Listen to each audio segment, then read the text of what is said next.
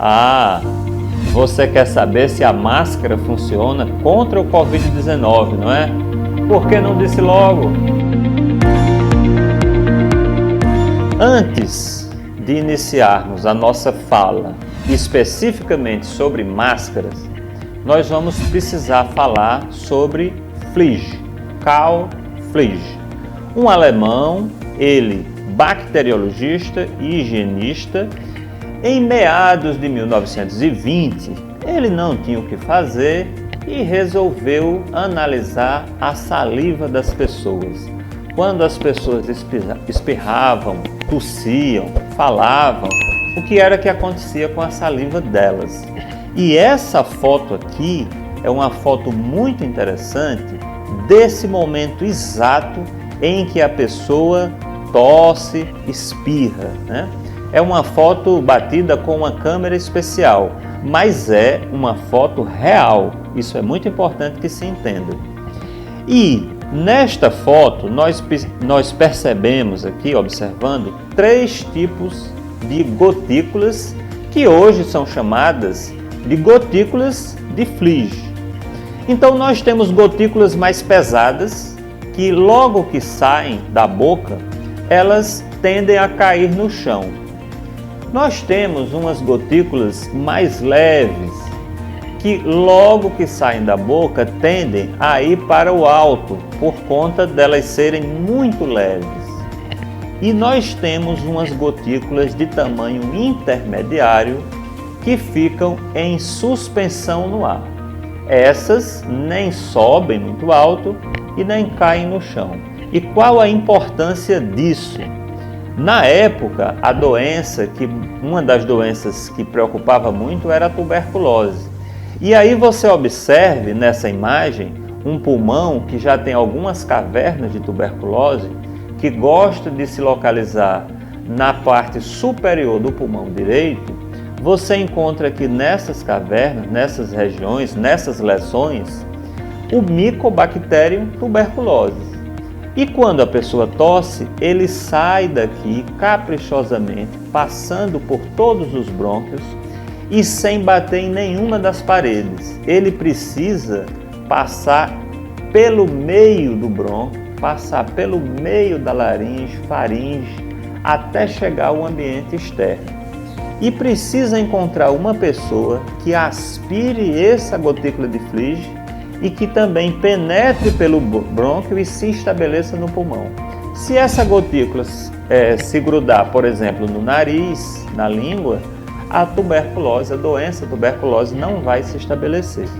Então, na época, isso foi extremamente importante. Flige descobriu que para que a tuberculose se espalhasse, passasse de uma pessoa para pessoa, vocês estão vendo aqui a imagem do Mycobacterium tuberculosis, ele, estando numa lesão pulmonar, ele precisa sair pelo brônquio e, mais uma vez repetindo, ele não pode bater em nenhuma parede, porque essas paredes do brônquio, da boca, elas são muito úmidas. Se ele esbarrar aí, ali ele fica. Então ele caprichosamente passa por toda essa via aérea, encontra a via aérea de outra pessoa e passa também perfeitamente por toda essa via aérea até se estabelecer dentro do pulmão. Para que isso aconteça, nós precisamos de um tamanho de partícula muito específico. E por isso, Flige descobriu a importância dessas partículas. E, obviamente, ficou conhecida como partículas de Flige, Por que estamos falando primeiro de tuberculose e gotículas de Flige, quando o foco do nosso tema hoje é Covid-19?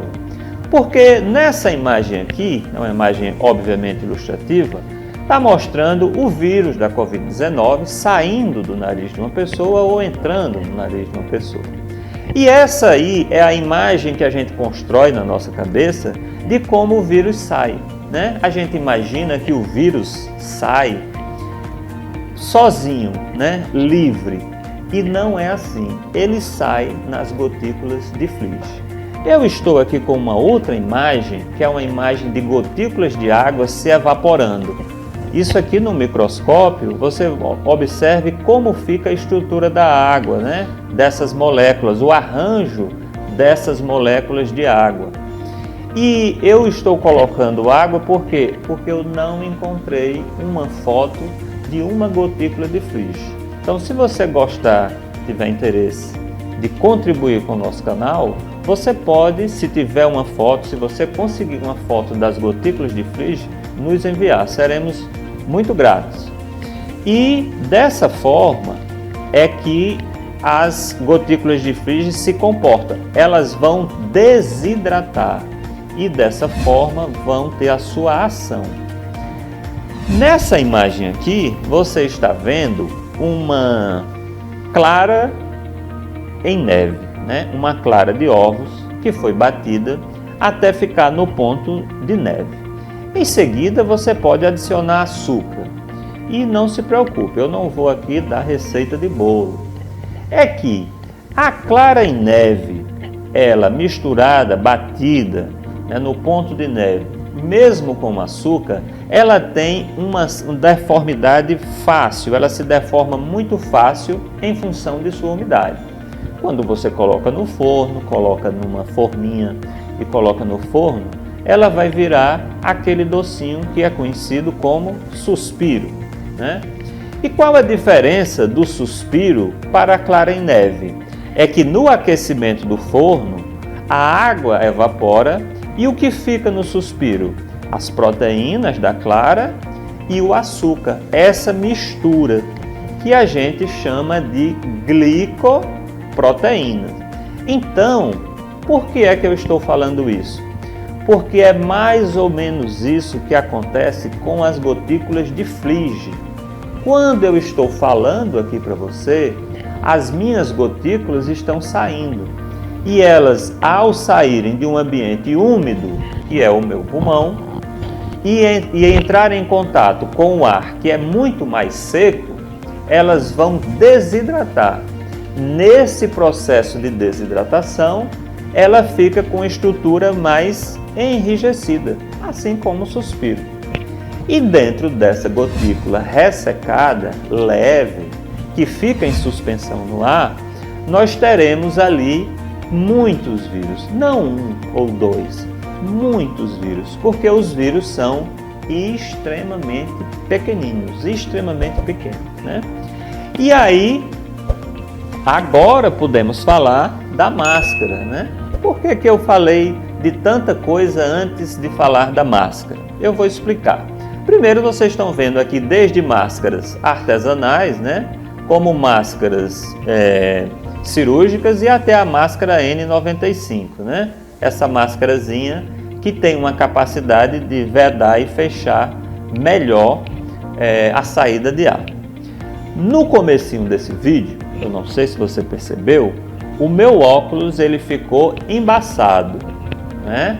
Isso quer dizer que a máscara que eu estava usando não veda tão bem, né? Ela deixa passar, não por ela, mas por suas laterais, essa umidade, que inclusive foi responsável por umedecer o meu óculos.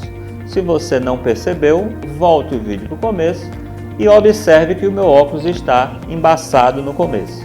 Então, as máscaras, elas têm um funcionamento mais adequado dependendo da sua capacidade de vedação e do tecido pelo qual ela é formada.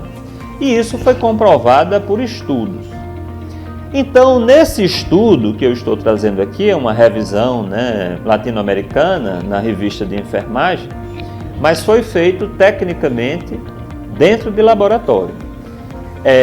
E uma coisa interessante que nós estamos colocando aqui é que em mais de 3.000 estudos, esse pesquisador leu mais de 3.000 estudos. E desses estudos, ele selecionou apenas 9. O que isso significa? Significa que os outros estudos não estavam tecnicamente feitos como deve ser feito um estudo científico. Qual é a moral da história? Muito cuidado quando alguém lhe passar um estudo dizendo que é um estudo científico. O que importa no estudo científico não é o resultado, e sim como ele foi feito. Então, em mais de 3.000 estudos, os únicos estudos que foram considerados tecnicamente corretos foram 9. Observe isso. E nesses 9 estudos ficou comprovado que as máscaras funcionam mais ou menos dependendo do material que elas são feitas. Então, as máscaras caseiras funcionam? Sim. Mas aquelas máscaras feitas, por exemplo, de crochê, que tem uma abertura muito grande, as gotículas de flige vão passar muito mais facilmente. Então, elas protegem um pouco, mas é uma proteção baixa, mas tem proteção. Ela protege um pouco. As máscaras feitas com tecidos mais finos, né, e que tem mais espaço entre suas linhas, elas também funcionam um pouco mais. Mas se você tiver 2 camadas de tecido ou algumas máscaras que são feitas com meias, que é um tecido grosso, espesso, isso faz com que a máscara tenha um efeito muito maior. Nesse estudo mostrou-se que essas máscaras feitas com tecidos mais espessos poderiam ter até 100% de resultado. Eu peguei um outro estudo que também com mais de 1.200 casos, né? Mais de 1.200 estudos em que o pesquisador leu esses estudos e, mais uma vez, só 7 estudos estavam dentro dos padrões técnicos e ele avaliou esses 7 estudos. Ele considerou que as máscaras podem ter até 95% de proteção.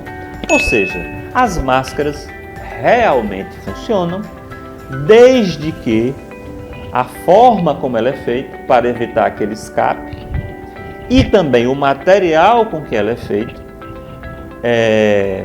faça essa diferença. Então não é toda máscara que protege mais de 90%, que é uma proteção muito boa, né?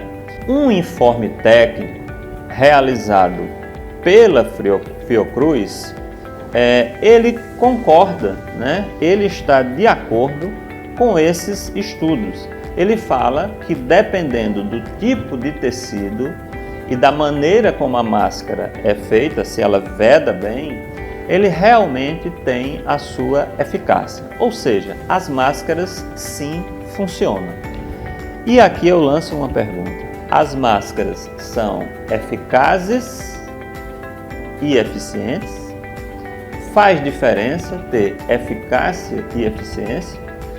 Uma coisa é igual à outra ou uma coisa é diferente da outra? Responda aqui nos nossos comentários. Então, a partir do momento que você use uma máscara que tenha um material adequado, um tecido mais espesso, um formato, ou uma máscara comprada, uma N95, uma máscara tecnicamente testada, você pode se sentir seguro. Se você juntar isso a um certo distanciamento das pessoas, a outros cuidados, como higiene das mãos, etc., você pode se sentir bastante seguro. Então, esse é o vídeo de hoje. Nós falamos sobre o uso da máscara, né? Então eu peço, se você gostou, deixe seu like, se inscreva no nosso canal, comente e veja se você consegue aquela foto falando, né, mostrando uma gotícula de flige, que eu mais uma vez me desculpo a vocês, eu não consegui essa foto.